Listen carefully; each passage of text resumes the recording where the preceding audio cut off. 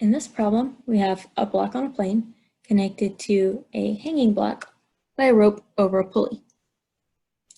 We are given that the masses of the two blocks are 20 and 15 kilograms, angle of the plane, 30 degrees, and coefficients of static and kinetic friction, and we need to find acceleration of the blocks and tension from the rope. Step one is draw the free body diagrams. So for block 2, we have the weight pulling down, and we have the tension from the rope pulling up. For block 1, we have the weight pulling down, we have the normal force pointing into the plane, and then we have the tension from the rope pulling up. Well, we also have a friction force, and we also need to put our coordinate frames. But how do we know which direction to put the frame and which direction is the friction force pushing? To do that, we need to compare the force with which each block pulls on the rope so that we know which direction they're trying to move. So here, then the first force has m2g, and we'll compare that to the force from the sliding block, m1g, but just the component of that. So if the angle of the plane is theta, this angle is also theta. And the component pulling along the plane is the sine. Well, the g's cancel, and based on these numbers, then we would have 15 compared to 20 sine of 30, which is 10. 15 is greater than 10. So that means that M2 is pulling the blocks down. So we put our coordinate frames. X goes in the direction of motion. Y is perpendicular. So block 1 is trying to slide up the plane, and block 2 is trying to pull it down. And then the friction opposes the motion. So that means friction is pointing down the plane. So now we can write the equations for each block and check static and dynamic situations. So for block 1, or block 2, we'll start with that one. Sum of the forces in the x direction equals mass times acceleration, which equals m2g minus t. So here we can rearrange and get t equals m2g minus m2a. For block 1, sum of the forces in the y direction equals 0, because the block is not moving in the y direction, it stays on the plane. So that equals n minus the component of the weight pushing into the plane, which is the cosine. So then n equals m2g cos theta, and we know that the friction force equals coefficient times the normal force.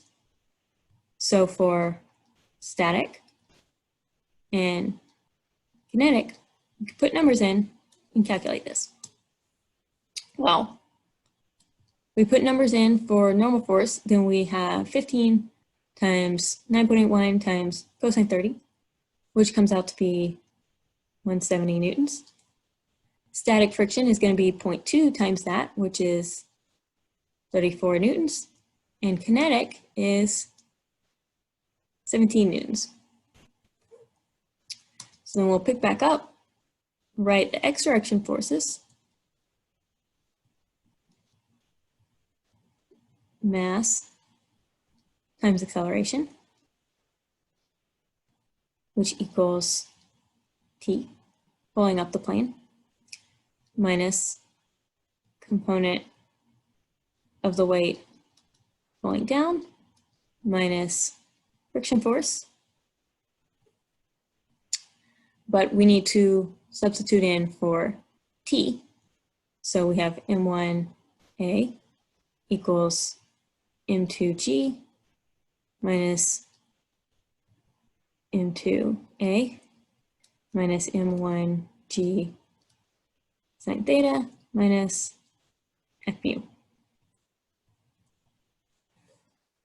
Well, first we'll check static, see if the blocks actually move.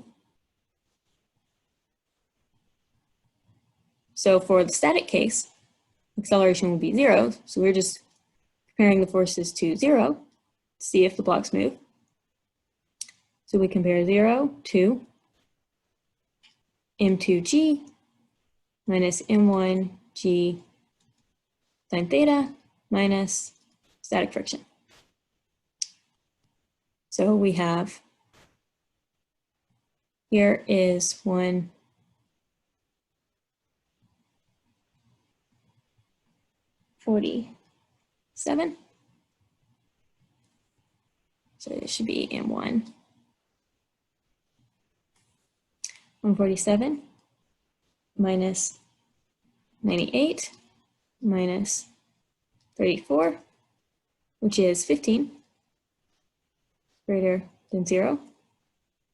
So the blocks move.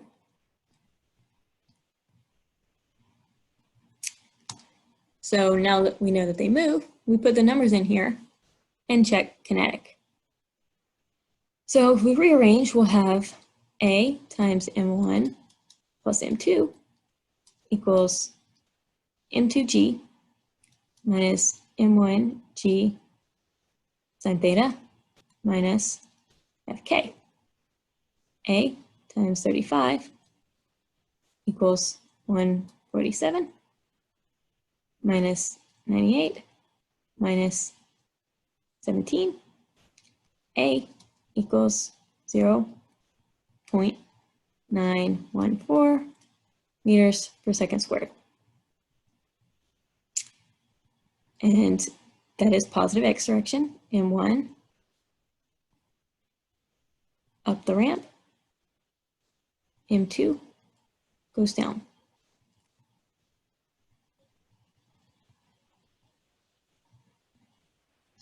Then we take this acceleration, plug back in up here for tension.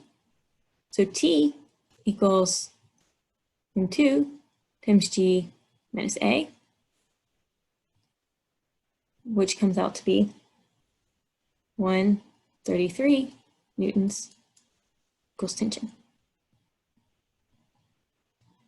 So for this problem, we drew the free body diagram for each block. Then we compared which one pulled harder on the rope to determine direction of the friction force and direction of motion. Then we wrote out the force equations, checked static.